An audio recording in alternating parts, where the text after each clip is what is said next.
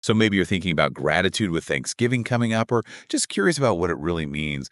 Well, let me tell you, this deep dive is going to show you gratitude is way more than just saying thank you. Mhm. We're looking at some fascinating religious writings on gratitude, everything from holiday messages to really deep reflections on faith. And wow, there's some seriously thought-provoking stuff here. What really struck me about these sources is how they talk about gratitude as this really deep spiritual practice. Like it's woven right into faith, not just a fleeting feeling. Yeah, it's almost like they're saying it's our duty to be grateful, like a spiritual imperative, wouldn't you say? Exactly. And that idea comes up again and again in these writings. Like St. Ignatius, he actually thought ingratitude was a serious sin. He really emphasized how important this is. And then there's Father Mike Schmidt's quote. It's like, giving thanks is essential, part of our duty and salvation. Ooh, that one really made me stop and think. Makes you wonder about how gratitude and salvation are connected, huh? It really does. It's not just about saying thanks for stuff, but like recognizing the giver just as much as what they give. Reminds me of something super important in faith, Eucharist. Oh, that's a powerful connection. Eucharist, it actually means thanksgiving in the original Greek. And it's not just some ritual, right? It's at the core of faith for so many people, and it shows just how deeply gratitude is part of salvation. These sources seem to be saying gratitude's not just a nice feeling you get from faith, it's essential to it. It's like, imagine someone gives you this amazing gift, something really meaningful to them, Yeah. and you just ignore it. They'd be devastated, right? It's about acknowledging the love and generosity behind the gift. So how do we actually live that kind of deep gratitude? It can't just be a once-a-year thing at Thanksgiving. Yeah. Right. Yeah, that's a huge shift, isn't it?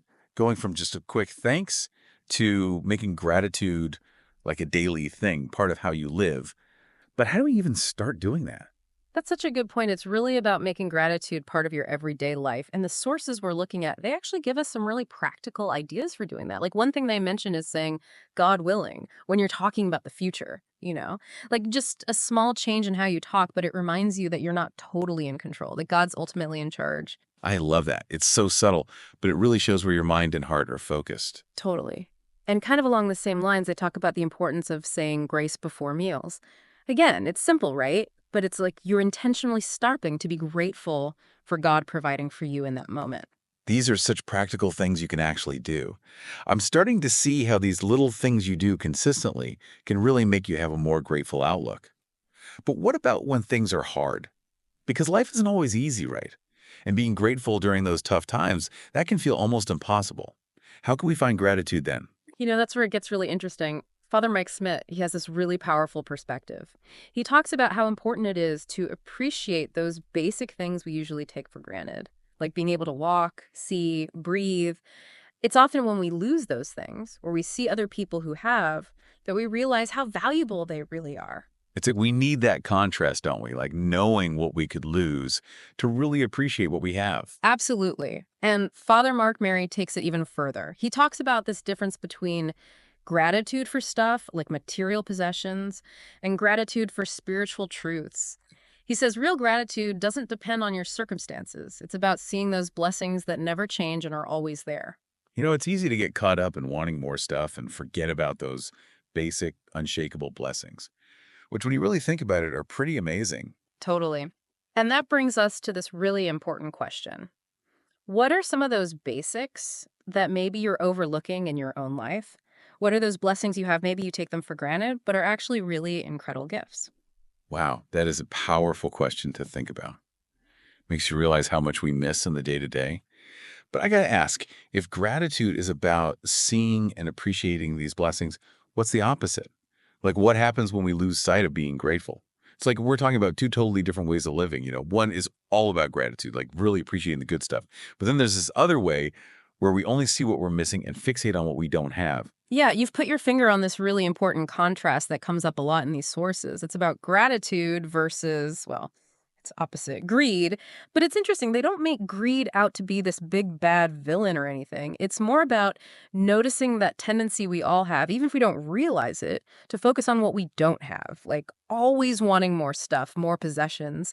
And that usually just leads to being unhappy. Even when you get those things, the happiness never lasts. It's so true. Like that saying, comparison is the thief of joy.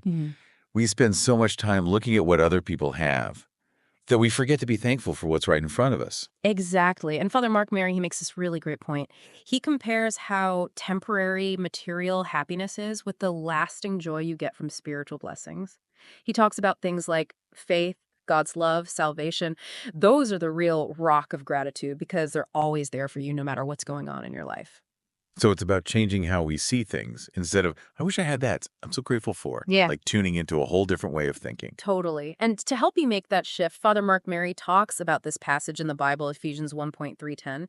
He says to try using it as a prayer every day, a way to remind yourself of all the spiritual blessings you have because of Jesus. It's such a beautiful reminder of everything we have to be thankful for. I love that. What an amazing practice. It's been incredible going this deep into gratitude. We started with just saying thank you, and now we're talking about it as this powerful spiritual practice that can make our faith stronger and maybe even, I don't know, save us. There's a lot to think about. There really is. And it all comes back to making that change in how we see things. Going from feeling like there's not enough to realizing how much we actually have. Understanding that everything is a gift. A gift to be grateful for, to accept with open arms and a truly thankful heart. It makes you wonder, what would happen if we all tried to cultivate more gratitude? How much could we change, both in ourselves and in the world around us? That's what it's all about, right? It's not just about feeling good. It's about what you do. It's about making gratitude a part of who you are. So I want you to think about this. If we see gratitude like a muscle, something that gets stronger when you work it out, what are you going to do to exercise that gratitude muscle this week? What little things can you do every day to help that spirit of gratitude grow inside of you?